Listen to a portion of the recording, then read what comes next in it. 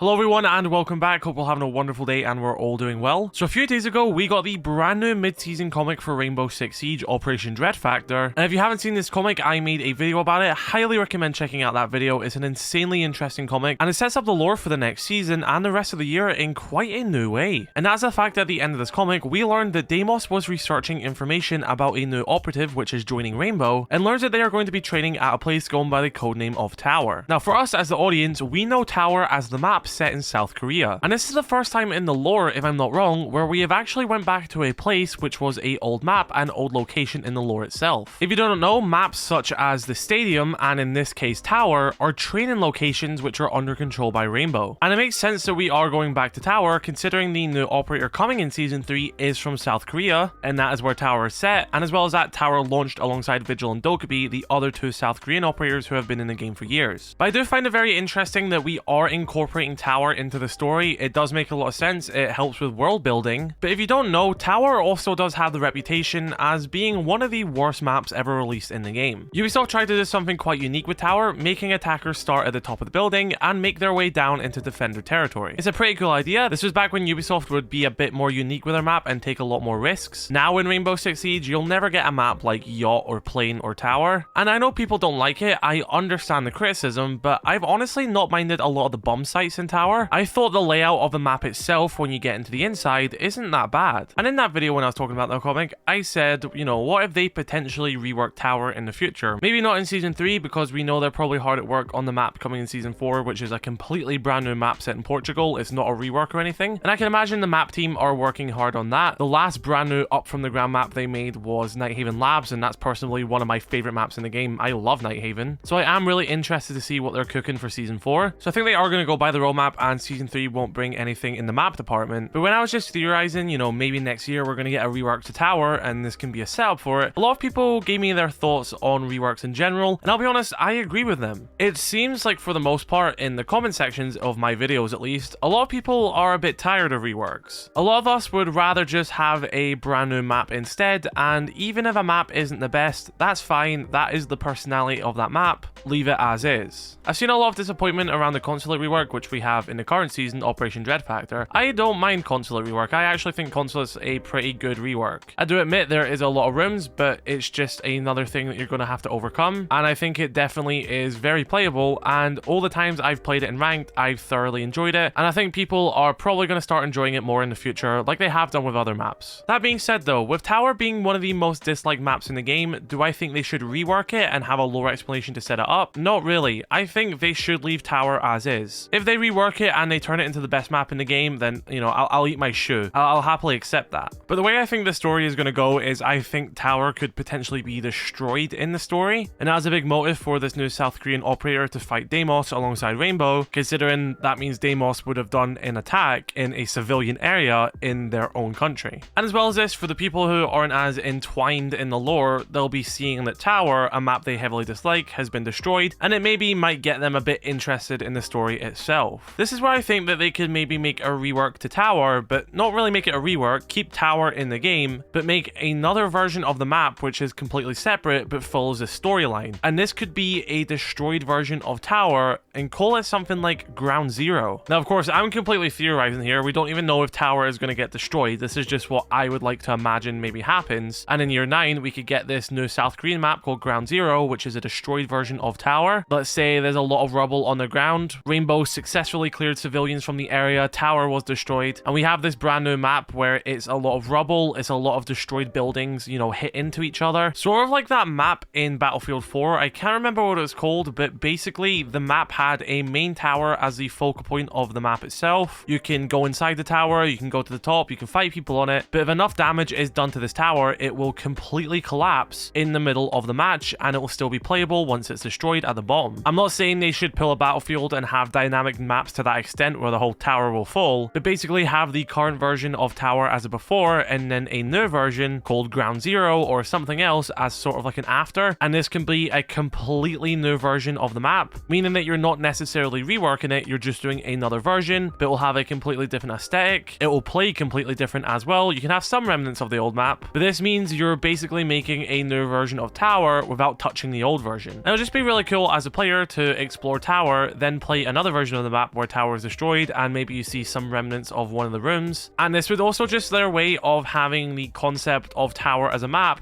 but make it in a very competitive and just better version of the map itself. It's clear that the current version of Tower will never be competitive with the whole vertical play, but with this concept of a destroyed version of Tower, they can take their original concept of Tower, incorporate it on a flat surface, as in rubble on the ground, and have some surrounding buildings which have maybe hit into this tower, incorporated into that as well. I could imagine an entry to the site would be you enter a building beside it, and the way the rubble falls, sort of two rooms between both buildings have merged together, and that is an entry point for one of the attackers. Because let's be honest, I don't think you're going to wow over a lot of returning or new players with a map rework. To many people, looking at the consulate rework from the outside, they're probably not massively interested. Yes, reworks are good for the health of the game and the longevity, but DLC in video games is also something to introduce new players even after the game's initial launch. I mean, we're 8 years into this game, 2 more seasons and we'll be in year 9. I think new maps alongside operators is a massive drawing point to new players, and with the example I've given, I think a destroyed version of Tower will be interesting to both old players, but as well as that, new players seeing this new map where it's in this rubble, it's going to help convey what this game is about. It's about military, it's about close quarter combat. Our operators would be assisting in issues such like this, especially if it's one of their bases which has been attacked. As well as this helps introduce new players to the story. What is the story? Well, currently we have our Rainbow operatives fighting alongside an ex-Rainbow operator who is basically going for all of their lives. Explaining with this new map that this is a Rainbow base which has been destroyed helps convey that story, as well as introducing an interesting new map. Now, would this come next season? No, I don't think they have anything planned map-wise for next season. I definitely think they're putting all their effort into the Season 4 Portuguese map, which is brand new and from the ground up. But definitely next year, they could do something like this. Although it would no longer still be in a South Korean season, that hasn't changed in the past. We had Thorn, an Irish operator, get a map, Emerald Plains, launch in a completely different season alongside a Japanese operator. Same case with Nighthaven Labs and Grim, that was meant to release in Brutal Swarm alongside the Nighthaven operator Grim. It made sense in the lore for that season. However, they had to delay it, and that map launched alongside Solace. So I think with whatever maps we get in year 9, it is fair game. It doesn't have to coincide with the nationality of the operator we are getting in said season. And I definitely think this is just something very interesting they could do for a map concept. Maybe they don't even do it to Tower. I think lore implications, they could do it to Tower and it would make the most sense for that to be the map. However, I would just really like to see a map where it's basically a destroyed building or rubble, something that really ups the threat of Deimos and the story, as well as sort of introducing a new concept to the map pool. Because let's be honest, a lot of the maps in Rainbow Six Siege aren't really destroyed. They're moments captured in time, and a lot of them are just buildings which haven't looked like they've had a battle done in them. Well, with this new concept for a map, they could really show the battle scars and really up the stakes. But of course, this is just a theory by a guy who is obsessed way too much with the lore of Rainbow Six Siege, and of course, we're going to have to wait until next season to see how Tower plays into any of this. Maybe Tower isn't really going to have any implications at all, they're just mentioning it because it's in South Korea, and maybe we'll get a glimpse of it in the animation trailer. But gameplay wise, they might not touch it at all. We probably won't get a rework or even any changes to it. However, I feel like if they are going to mention it, at least do something with it. But be sure to let me know your thoughts. Would you like a rework to Tower, which isn't really a rework, rather just an alternative version, which is sort of like a destroyed version? Or would you rather they just touch nothing and just make another brand new map? To me, this would be best case scenario, rather than them just reworking the map again and potentially either making it worse or just taking away every aspect which made it unique. I think this is a pretty good concept, and I'd like to see them do something along the lines of this in the near future. So be sure to let me know your thoughts in the comment section below. If you want to learn more about Rainbow Six Siege lore, I cover all that here, so definitely check that out. Drop a like on this video if you did enjoy, dislike it if you did not, subscribe if you're new, and I'll catch you later. I love you all,